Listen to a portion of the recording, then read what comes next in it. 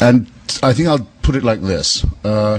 It's true that publishers sometimes want to put a catchy or suggestive or challenging subtitle on a book. And so when we hit upon, or rather they hit upon, well, how religion poisons and why religion poisons everything, I knew what would happen. People would come up to me, they'd say, you mean absolutely everything? You mean the whole thing? They would take me literally. I thought, well, all right. One of the things you have to do in life as an author is live up to your damn subtitle.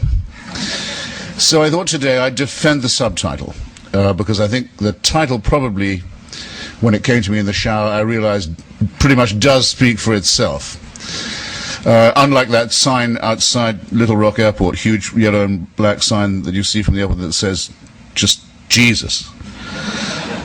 A word I have used myself, and a name I know, but put like that seems to say both too much and too little. You know what I mean? Well, here's how religion has this effect, in my opinion.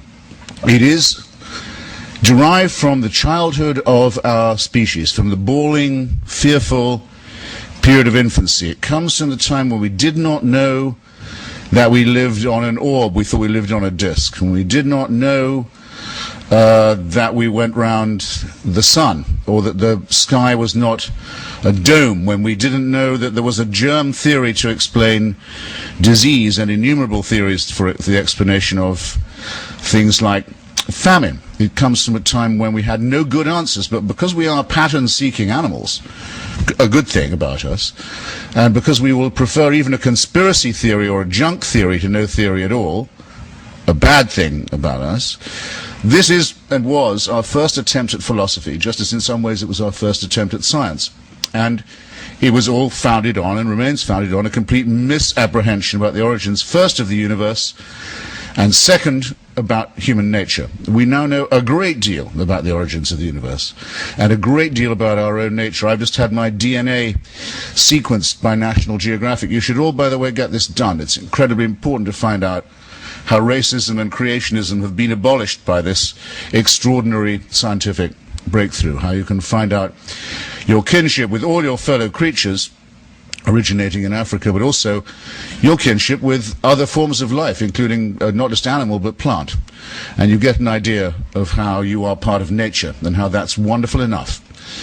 And we know from Stephen Hawking and from many others, Stephen Weinberg and many other great physicists, an enormous amount now about what Professor Weinberg's brilliant book calls the first 3 minutes, the concept of the Big Bang. And we can be as sure as we can probably need be that neither this enormous explosion that set the universe in motion, which is still moving away from us at a great rate, nor this amazingly complex billion-year period of evolution, we can be pretty certain it was not designed so that you and I could be meeting in this room. We are not the objects of either of these plans. These plans don't know we're here. Sorry to say, wouldn't know or care if we stopped being here. We have to face this alone with the equipment, intellectual and moral, that we've been given, or that we've acquired, or that is innate to us. And here's another way in which religion poisons matters. It begins by saying, well, why don't we lie to ourselves instead? Why don't we pretend that we're not going to die? Or that an exception can be made at least in our own case if we make the right propitiations or the right moves. Why do we not pretend that the things like modern diseases, which we can sequence now, sequence the genes of, like AIDS, are the punishment for wickedness and fornication? Why don't we keep fooling ourselves that there is a divine superintendent of all this, because it would abolish the feeling of loneliness and possibly even of irrelevance that we might otherwise have? In other words, why don't we surrender to wish thinking? That poisons everything, in my opinion, right away. It attacks the very basic integrity that we need to conduct the scrupulous inquiries investigations, experiments, interrogations of evidence that we need to survive and to prosper and to grow. And it's no coincidence, no accident, that almost every scientific advance has been made in the teeth of religious opposition of one form or another that says we shouldn't be tampering with God's design. I suppose the most recent and most dangerous one of these is the attempt to limit stem cell research. But everyone could probably think of other forms of scientific research and inquiry, especially medical, that had led to religious persecution in reprisal. Thirdly, it's an attack, I think, on what's also very important to us, our innate morality. If there's one point that I get made more than another to me when I go and debate religious people, it's this. They say, where would your morals come from if there was no God? It's a question that's posed in Dostoevsky's wonderful novel, The Brothers Karamazov. One of the brothers says, it's Smerdyakov, actually, the wicked one, says it. If God is dead, isn't everything permitted? Isn't everything permissible? Where would our ethics be if there was no superintending deity? This, again, seems to me a very profound insult to us in our very deepest nature and character. It is not the case, I submit to you, that we do not set about butchering and raping and thieving from each other right now only because we're afraid of a divine punishment or because we're looking for a divine reward. It's an extraordinarily base and insulting thing to say to people. On my mother's side, some of my ancestry is Jewish. I don't happen to believe the story of Moses in Egypt or the exile or the wandering in the Sinai, and in fact now even Israeli archaeology has shown that there isn't a word of truth to that story or really any of the others. But take it to be true. Am I expected to believe that my mother's ancestors got all the way to Mount Sinai, quite a trek, under the impression until they got there that rape, murder, perjury and theft were okay, only to be told when they got to the foot of Mount Sinai, bad news, none of these things is kosher after all?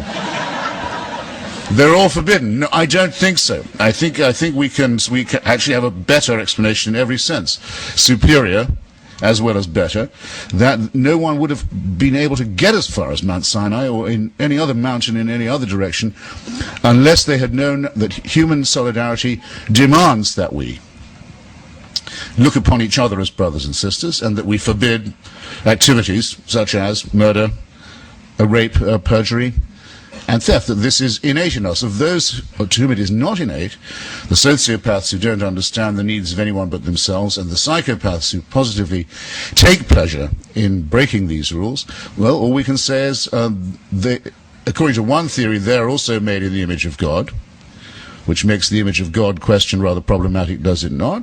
Or that they can be explained by further and better research and have to be restrained and disciplined meanwhile. But in no sense here is religion a help where it claims to help most, which is to our morality, to ethics. Finally, I would say, not finally because I'm finished yet, I'm not quite done, don't relax. I hope everyone's got a drink, something to eat. But on the poison question, I think there's the real temptation of something very poisonous to human society and human relations, which is the fear of freedom.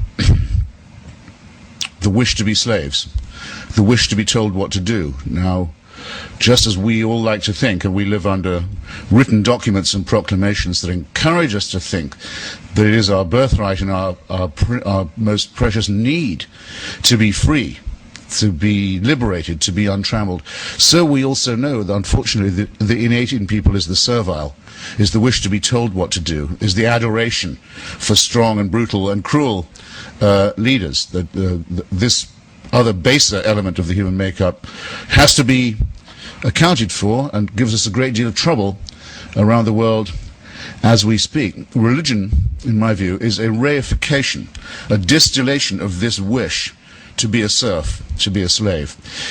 Ask yourself if you really wish it was true that there was a celestial dictatorship that watched over you from the moment you were born, actually the moment you were conceived, all through life, night and day, knew your thoughts, waking and sleeping, could in fact convict you of thought crime. The absolute definition of a dictatorship can convict you for what you think, or what you privately want, what you're talking about to yourself, that monitors you like this, under permanent surveillance control, and supervision, and doesn't even let go of you when you're dead, because that's when the real fun begins. Now, my question is this. Who wishes that that were true? Who wants to lead the life of a serf in a celestial North Korea? I've been to North Korea. I'm one of the very few writers who has. I'm indeed the only writer who's been to all three axis of evil countries, Iran, Iraq, and North Korea. And I can tell you, North Korea is the most religious state I've ever been to. I used to wonder when I was a kid, what would it be like praising God and thanking him all day and all night? Well, now I know. Because North Korea is a completely worshipful state. It's set up only to do that, for adoration. And it's only one short of a trinity. They have a father and a son, as you know, the dear leader and the great leader. The father is still the president of the country. He's been dead for 15 years. But the Kim Jong-il, the little one, is only the head of the party and the army. His father is still the president, head of the state. So you have in North Korea what you might call a necrocracy. Or what I called a mausolocracy, a thanatocracy. Just one short of a trinity. Father, Son, maybe no Holy Ghost, but they do say that when the birth of the younger one took place, the birds of Korea sang in Korean to mark the occasion.